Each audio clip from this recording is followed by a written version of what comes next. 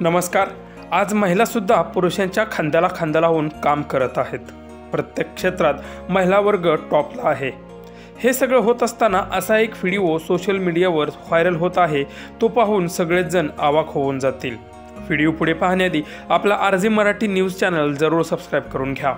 आज प्रत्येक क्षेत्रात महिला वर्ग पुरुषांच्या बरोबरीने काम करताना आपल्याला दिसतो। पूर्वी फक्त महिला, चूल आणि मूल यातच महिलांचं संपूर्ण आयुष्य त्या चार भिंतीतच गुरफटून जायचं।